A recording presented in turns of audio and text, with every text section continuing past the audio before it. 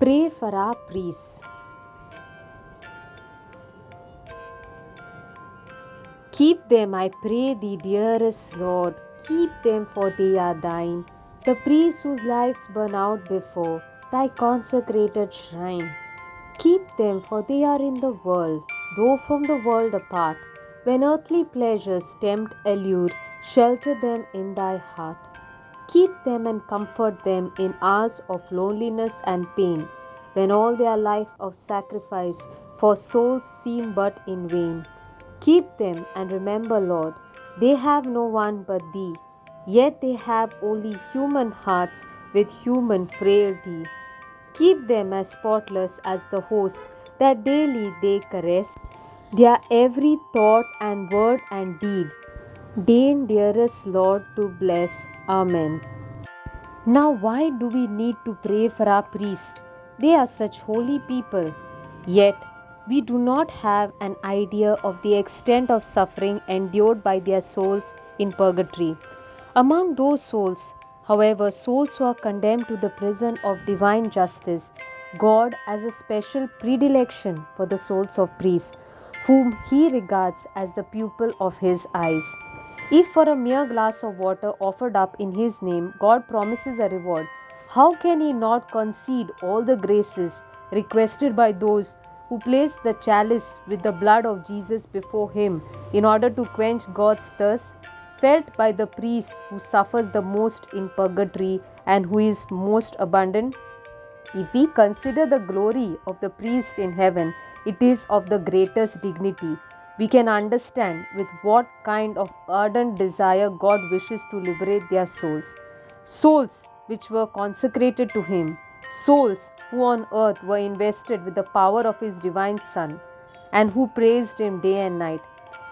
Only then can we appreciate the necessity to accept the invitation to pray in a special way for the souls of priests who only too often are forgotten.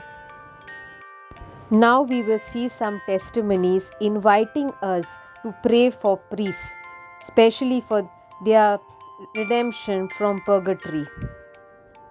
Saint Francisca Romana, she saw purgatory in one of her visions as being divided into three distinct parts.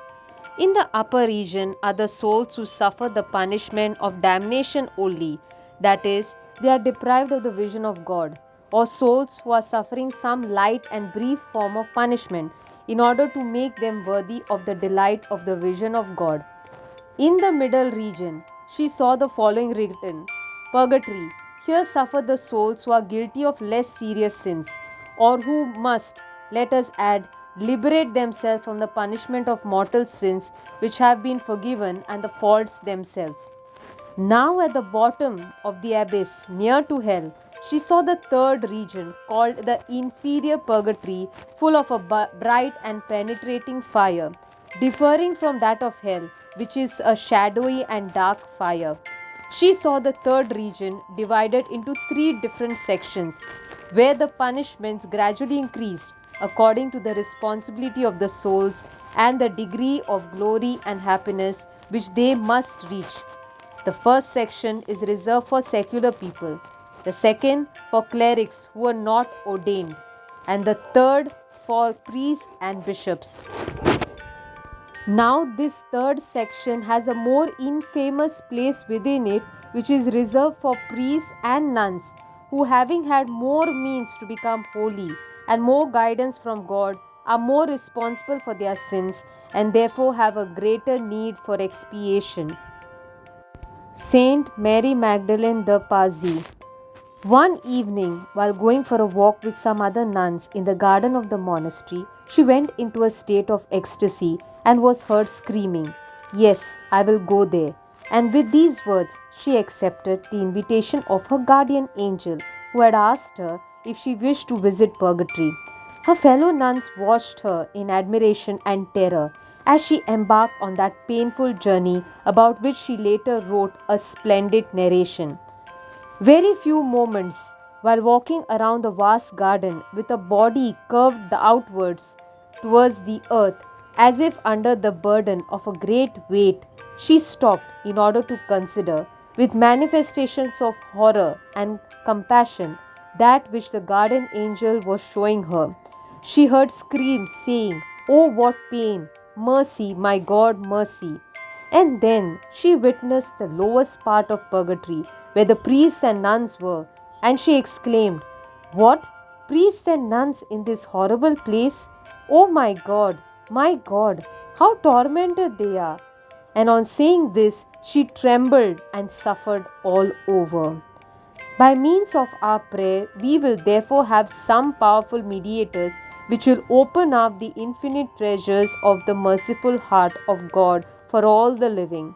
If our prayer is an effective instrument for the liberation of the souls of priests who are suffering in purgatory, it will become infallible if it is united with the practice of fasting on bread and water on the Monday. Jesus said, "Be merciful and you will obtain mercy." If you help these souls in purgatory, your own cries for help later on, when you reach purgatory, will reach before God, and generous souls will pray for you. With our prayer, we can obtain some powerful mediators which will open up the infinite treasures of the merciful heart of God for all the living. Saint Gertrude. Jesus, on appearing one day to Saint Gertrude, said, "Each time that you free a soul from purgatory, you do an act unto me which is even more pleasing to me than the liberation of myself from suffering. I will reward those who set me free in good time according to the abundance of my riches. The faithful will liberate a soul more or less immediately if they pray more or less fervently, and also according to the merits which each one of them has acquired during their lifetime. Those who forget the souls of purgatory will in turn be forgotten." So, friends, now we will say some prayers for priests and especially for the suffering priests in purgatory. Saint Faustina's prayer for priests. O my Jesus, we beg you on behalf of the whole Church, grant it love and the light of your Spirit. Give power to the words of priests so that hardened hearts might be brought to repentance and return to you. Lord, give us holy priests. You yourself maintain them in holiness. O divine and great High Priest, may the power of your mercy accompany them everywhere and protect them from the devil's traps and snares which are continually being set for the souls of priests. May the power of your mercy, O Lord, shatter and bring to naught all that might tarnish the sanctity of priests. For you can do all things. Amen. O Lord Jesus Christ, eternal priest, who during your earthly life generously cared for every poor person who was afflicted and abandoned, I beseech you, look with favor on the soul of the priest who in purgatory suffers most atrociously and who is forgotten and abandoned by everyone. Look at how this holy soul, tormented by the ferocity of the flames and with an agonizing voice, pleads for pity and help.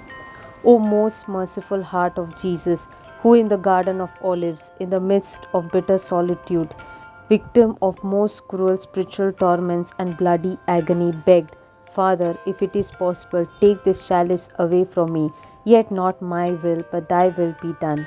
By this submission and your painful passion and agony, I beseech you to have pity on the holy soul for whom I am praying to you, to relieve their suffering and to console them in the midst of their abandonment, as your celestial Father consoled you by sending his angel.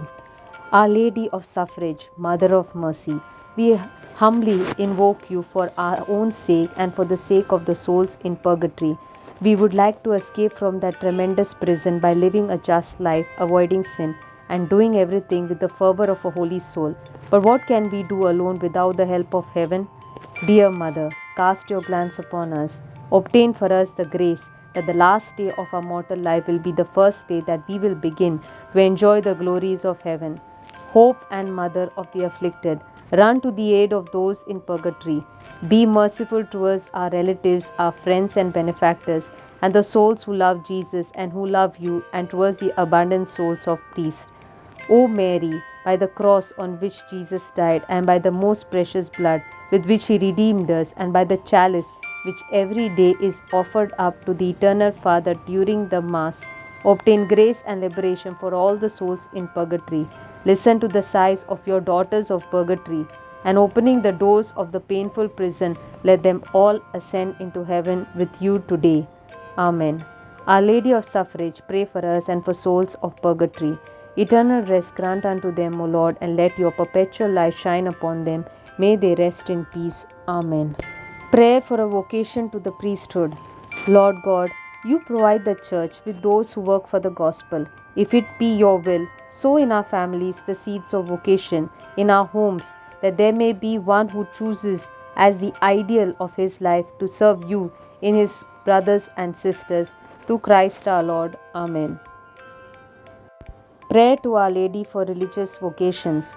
Mary, most holy, you promised in paradise to our first parents as the mother of the Savior of the world. In the plenitude of time, you conceived the Son of God in your virginity. In poverty, you generated and raised him. In obedience, you took him to Egypt and Nazareth and accompanied him until his death on the cross. Since time past, you have helped the church. Help us now, we pray, to get more vocations, that our youth may generously follow your example. Through their consecrated virginity, may they become fertile in the sanctification of the world. Through their evangelical poverty, may they be rich in the treasures of the gospel. Through their apostolic obedience, may they radiate the joy of liberty of sons of God. And you, Virgin most holy, may you be the mediator of all the graces obtained from the Father's heart through the intercession from your Son. We know that it is also through your prayers that new vocations for the consecrated life are born in the Church of Christ. Therefore, we entrust to you the care of always imploring for more vocation. Joyfully we call you Mother of all the religious men and women. Amen. Act of Entrustment to the Immaculate Heart of Mary by Pope Benedict XVI. Immaculate Mother, in this place of grace, called together by the love of your Son Jesus, the eternal High Priest, we, sons in the Son and His priests, consecrate ourselves to your maternal heart in order to carry out faithfully the Father's will. We are mindful that without Jesus we can do nothing good, and that only through Him, with Him, and in Him will we be instruments of salvation for the world. Bride of the Holy Spirit, obtain for us the inestimable gift of transformation in Christ through the same power of the Spirit that overshadowed you, making you the mother of the Savior. Help us to bring Christ your Son to birth in ourselves too. May the Church be thus renewed by priests who are holy, priests transfigured by the grace of Him who makes all things new. Mother of mercy, it was your Son Jesus who called us to become like Him, light of the world and salt of the earth. Help us through your powerful intercession never to fall short of this sublime vocation, not to give way to our selfishness, to the allurements of the world, and to the wiles of the evil one.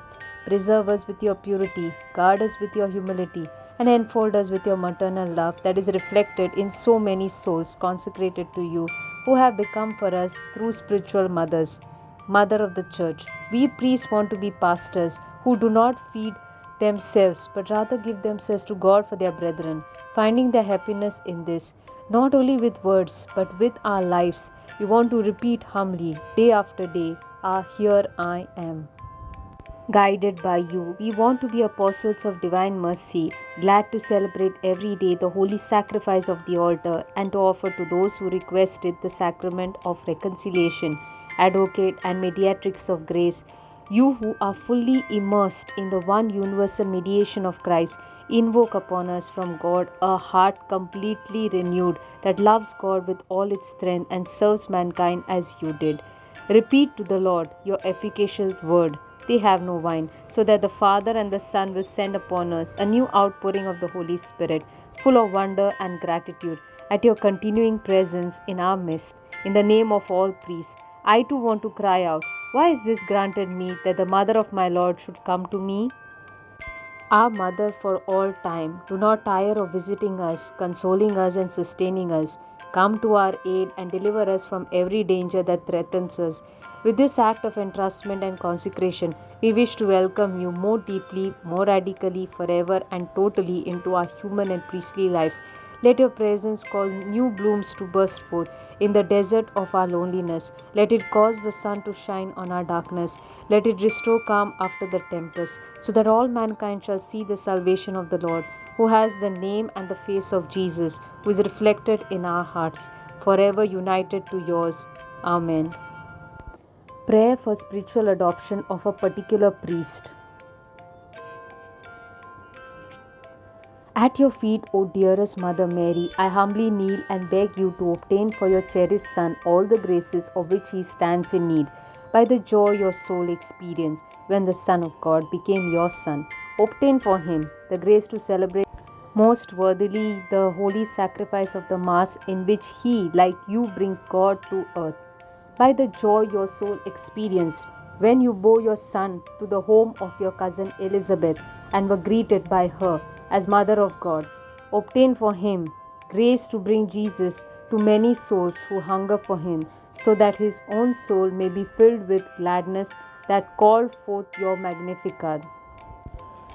By the joy your soul experienced when in Bethlehem's humble surroundings you held your precious child in your arms and caressed his sacred person, obtain for him the grace that his love for Jesus may grow even stronger, and that, divesting himself of all things material, he may more closely resemble his poor and humble Master. By the joy your soul experienced when you offered your divine Son to his heavenly Father in the temple, obtain for him the grace to find his divine Master present in every circumstance of his life, and to recognize and love his holy will under whatever guise he chooses to manifest it. By the sorrow your soul experienced while your Son agonized in the garden, obtain for him the grace to overcome all temptations that might assail him, and the courage to persevere in the face of even the most trying circumstances. By the sorrow your soul experienced while your Son Jesus was suffering beneath that torturous lash, obtain for him the grace of great purity of soul and body, so that he may be strong to suffer all things for the love of his suffering Master. By the sorrow your soul experienced while your Jesus was derided, crowned with thorns, and spat upon, obtain for him the grace to be truly humble and to be ready to suffer the loss of everything, even his reputation, if your divine Son may be glorified thereby. By the sorrow your soul experienced when you met your Jesus bent beneath his heavy cross and followed his blood-stained footsteps to Calvary, obtain for him the grace to bear all his crosses resignedly, willingly, and joyfully in union with his divine Master.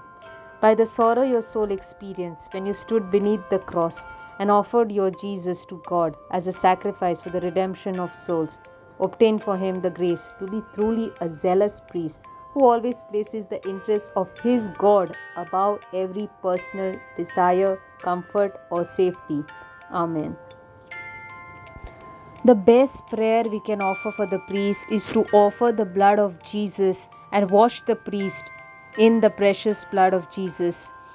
A lady from Bolzano, who for many years had always offered this blood of Jesus for the dead priest, having been overcome by her own domestic duties and caring for her sick husband, had begun to neglect this pious practice.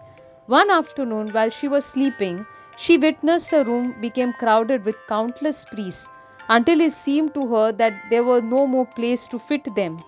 These priests were of all ages, nationalities, and they seemed to be waiting anxiously. She was surprised and wanted to ask them what they were waiting for. But all of a sudden, she saw a very young priest approach her and said, "We are waiting for the 33 offerings of the blood of Christ in order to obtain relief from punishment." It was then that the lady understood the effectiveness of this practice which she has neglected, and then on she continued this pious practice. A little group of fervent souls were bitterly witnessing their parish priest move away from the most elevated ideals and begin to walk down the path towards perdition. With great faith and fervor, they offered up the blood of Christ for his sake. After a short time, much to their consolation, they saw the priest change his lifestyle and become a model of virtue, loved and admired by all of the faithful. Let us now conclude by saying a prayer for the priest. Lord Jesus, our eternal priest and our compassionate shepherd, we lift up our priests to your loving heart. You have chosen them to watch over your flock in your name, and they have responded generously. Fill them with your life, increase in them spirit of humble service, so that they may build up your family on earth in love and be witnesses in this world. We pray in a special way for the priests who have inspired us, who continue to strengthen our family life and commitment, who lift us up and give us the treasures of your grace, either through the proclamation of the word or the sacraments, or through the warmth of their sincere friendship. When love, understanding, and forgiveness are in short supply, when fear, pain, and sorrow seem to overwhelm us, you came to our help through the ministry and the reassuring words of the priests.